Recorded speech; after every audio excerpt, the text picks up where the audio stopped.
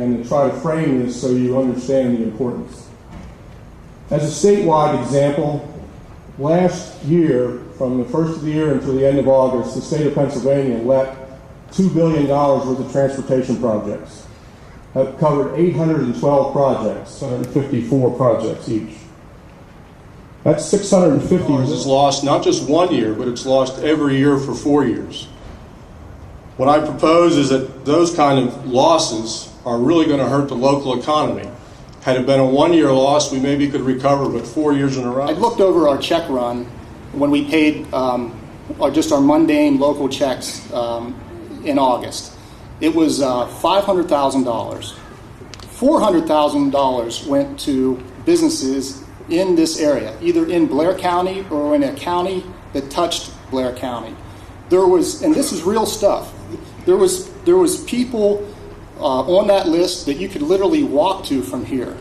Blair County Oil, Keller Engineers, Heinz Feed Store, John Stuckey Ford, Hollidaysburg Auto Parts, which is Jim Hilling's Napa, Napa up in Duncansville.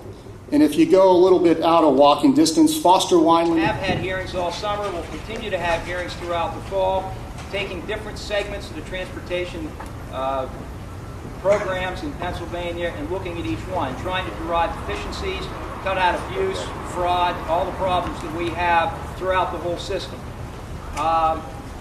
In doing so, we've identified the fact that what we have in place and what has always been traditional transportation funding has fallen short, and it falls short periodically because, as was stated earlier today, gas taxes don't keep up with the pace of inflation.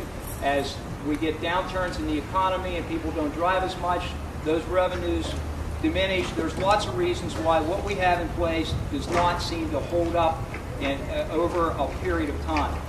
So we would like to look at some new innovative ways to do some funding and make it sustainable so that we don't have to be in a gathering like this again talking about people that may not have a job in the next construction season. The 95 project is $20 billion on the rebuild. $20 billion.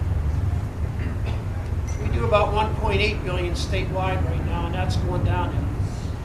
Our package includes something for everyone. We can get to $3.5 billion, and we can take darn good care of you and the people that you work for. I ask one thing of all of you: be politically active. Don't take any BS from anybody that says we can't do it, because I believe we can. Amen. Pennsylvania said, "Welcome to Pennsylvania." Governor Rendell welcomed you, and it didn't take him welcoming me to Pennsylvania to know I was back home. The roads were awful. It was awful from New York to the Pennsylvania section of Interstate 84. We should be welcoming our visitors to Pennsylvania with good highways, new highways, smooth roads. What a better way to welcome our visitors. I just met with our Visitors Bureau today. Do you know that we have the two biggest industries in Pennsylvania's ag at $44 billion. Tourism is a $28 billion draw. We bring people in from out of this state, and $28 billion is spent here at the restaurants, at places like this, on the main streets, at the businesses, and every place else. Those are the dollars coming into Pennsylvania that are the trickle effect that benefit Pennsylvania businesses and our economy. What a better way to welcome people to Pennsylvania than have a nice smooth highway welcoming them to PA. All those supporting industries with them. We need to do something now. We know what the problem is. We know how to solve the problem. And we can get it done if we just put our heads together and work together.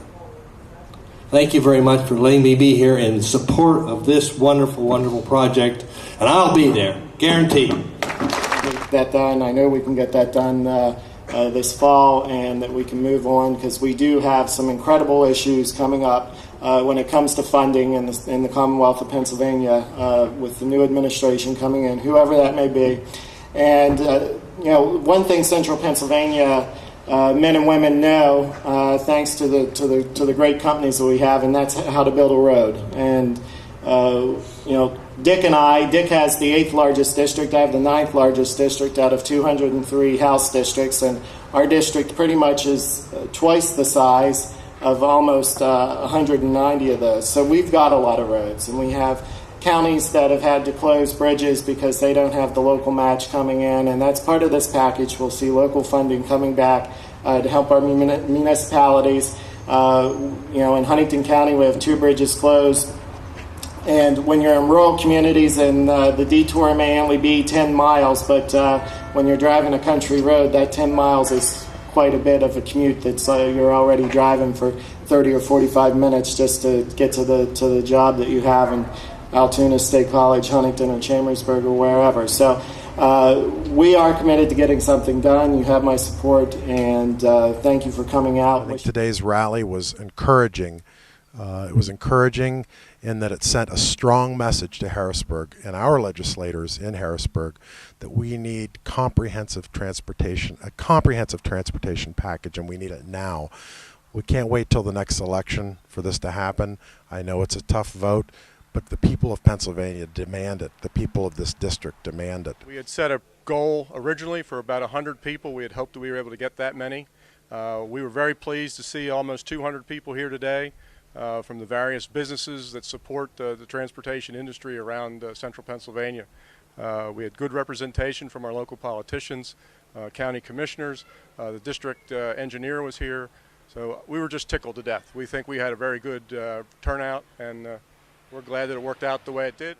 As with any major revenue, proposal, education is so key, and I thought this rally presented the case, a very well case, data-based on what the department needs from a roadway, highway, and a transit needs. So it laid out the case, and I think it was a great event today. I think today's transportation rally gave people a lot of insight as to what has been done as far as trying to generate the enthusiasm towards trying to fix the $3.5 billion funding deficit that transportation statewide has.